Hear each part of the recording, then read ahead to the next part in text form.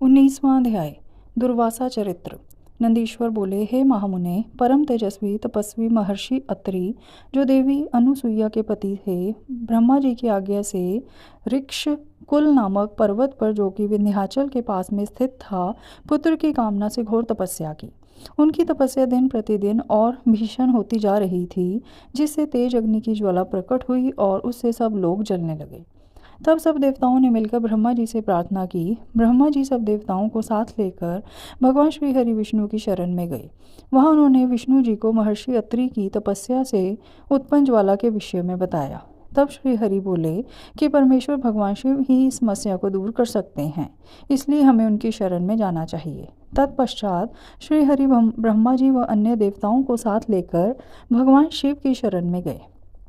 कैलाश पर्वत पर पहुंचकर सबने त्रिलोकीनाथ भगवान शिव को नमस्कार किया और उनकी स्तुति करने लगे। उन्होंने महादेव जी को अत्रि मुनि की तपस्या के बारे में बताया। तत्पश्चात तीनों ब्रह्मा, विष्णु और शिव जी अत्रि मुनि को वरदान देने के लिए गए। उनके पद चिन्हों को पहचान कर अत्रि मुनि ने उन तीनों की अलग अलग स्तुति करनी आरंभ कर दी।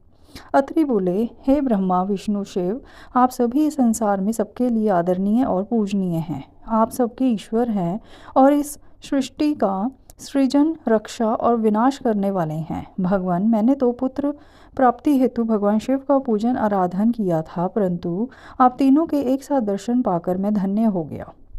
प्रभु, मुझे मेरा इच्छित वरदान दीजिए। मुनि अत्रि की प्रार्थना सुनकर त्रिदेव बोले, हे महामुने, हम तुम्हारी उत्तम तपस्या से प्रसन्न हैं। हम तीनों देवता एक समान ही हैं और हम में एक ही अंश है। हमारे वरदान से तुम्हारे 3 पुत्र होंगे, जो हम तीनों के अंश होंगे। यह कहकर ब्रह्मा, विष्णु और शिव वहाँ से अंतर्धान हो गए। अत्रि मुनि वरदान पाकर खुशी से झूम उठे और वापस अपने आश्रम में चले गए।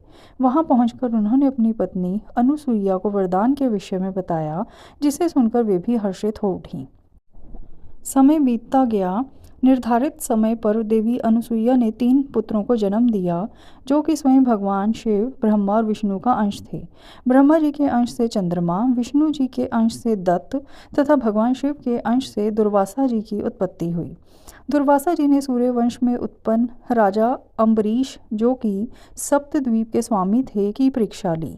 एक दिन राजा अम्बरीश ने एकादशी का व्रत रखा। तब दुर्वासा जी अपने शिष्यों को साथ लेकर उनके राजमहल में गए। उधर अम्बरीश ने सब ब्राह्मणों को भोजन कराने के उपरांत जैसे ही जल पिया, दुर्वासा ऋषि वहां पहुंचकर उन पर नाराज होने लगे। वे बोले, राजन, हमें निमंत्रण देकर बुलाने पर भी आपने हमारा इंतजार नहीं किया और हमें भोजन कराने से पहले ही जल पी लिया। अब तुम्हें